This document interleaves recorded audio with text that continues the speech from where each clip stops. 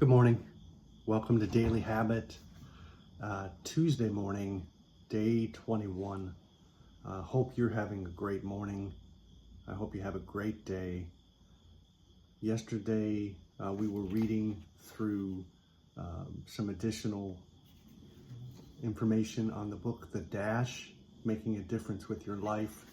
We were talking about the concept of remembering to slow down, and reminded again that every hour of every day is an unspeakably perfect miracle.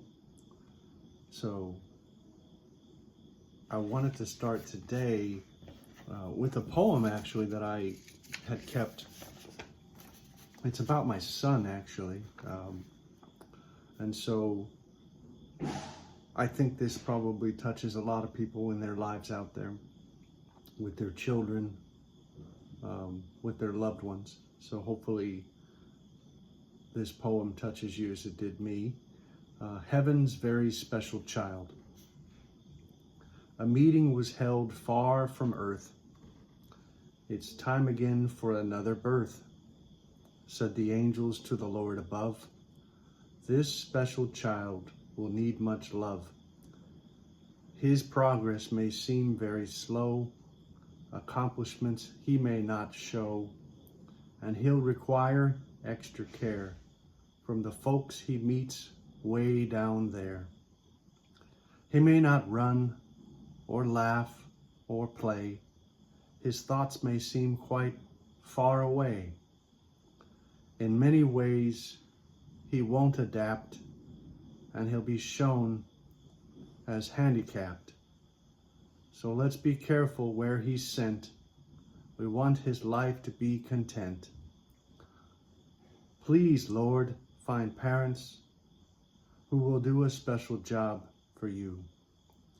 They will not realize right away the leading role they are asked to play. But with this child sent from above comes stronger faith and richer love. And soon they'll know the privilege given in caring for this gift from heaven. Their precious charge, so meek and mild, is heaven's very special child. So probably in another day I can tell you a little bit more about my son, Adam, but I just thought that might be a nice way to open up today. All of us have stories, things you may not know. Each day when you encounter people, try to think not only of your own self, but try to think of others, right? Like, what are they going through maybe that you don't know? What life experiences or issues maybe are they encountering? Kindness, forgiveness. I'll leave it at that. So let's get started. True and real.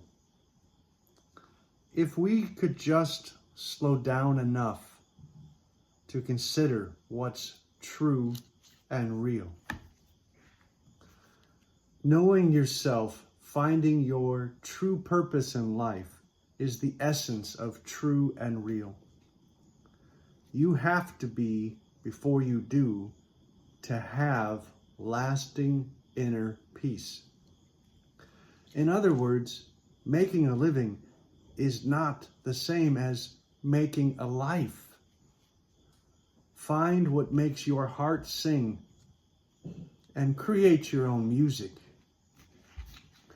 Many people work all their lives and dislike what they do for a living. In fact, I was astounded to see a recent US Today survey that said 53% of people in the American workplace are unhappy with their jobs. It might be more today, honestly. Loving what you do is one of the most important keys to living a true and real dash.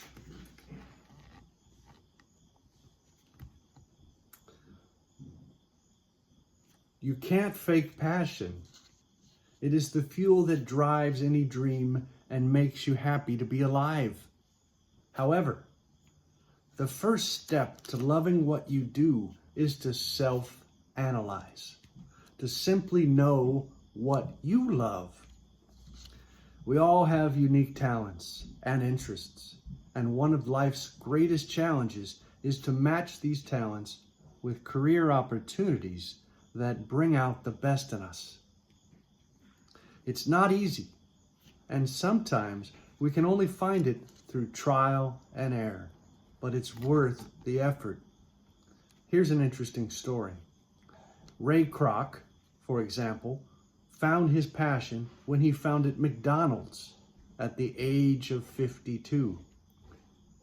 He never worked another day in his life. John James Audubon was unsuccessful for most of his life. He was a terrible businessman. No matter how many times he changed locations, changed partners, or changed businesses, he still failed miserably. Not until he understood that he must change himself did he have any shot at success. And what changes did Audubon make? He followed his passion. He had always loved the outdoors and was an excellent hunter.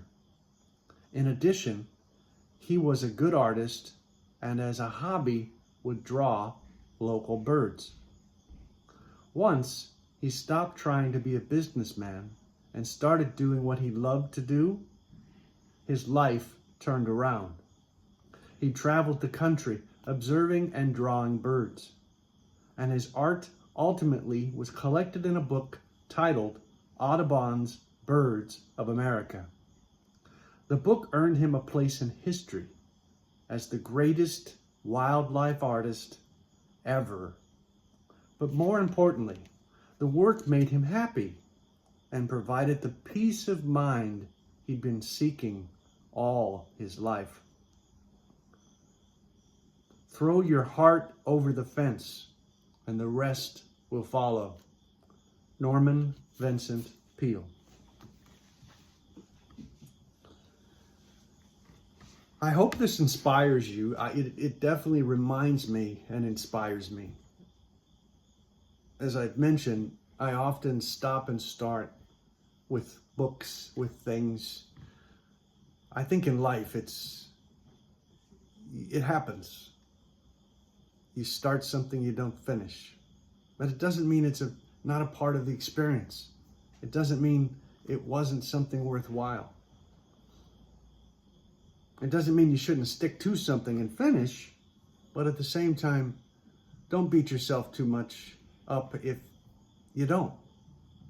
It's finding that balance and realizing it's a process. We're all God's creation. We're all working on it to try to move towards what He expects of us, to move in a direction that is more in tune with what God created you for.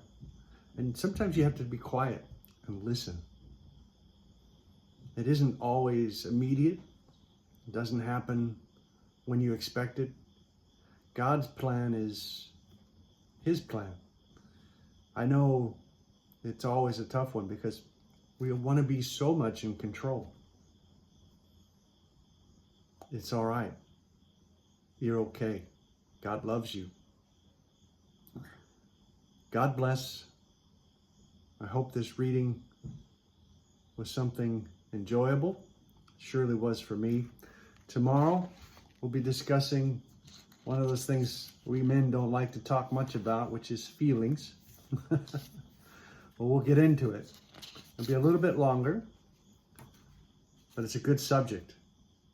Even as a man, it's okay sometimes, in the right circumstance, to have emotions. Thanks again for tuning in. If this is the first time you're tuning into my channel, please subscribe. I'm going to continue to get better at this.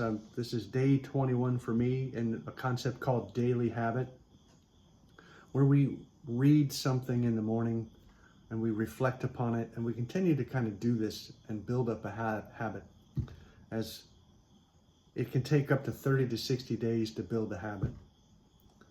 Also, refer back to the playlists that I'm building. One of the first playlists I did, again, was about the concept of change and basically building yourself to be able to change and really being flexible, flex it, ruggability. What we're working through now is the concept of the dash, which is a wonderful poem about life. That dash is that concept of everything in between. It's not your beginning and your end, but what are you going to do with what time you are given? Thanks so much. See you tomorrow. Have a wonderful week, a wonderful day. God bless.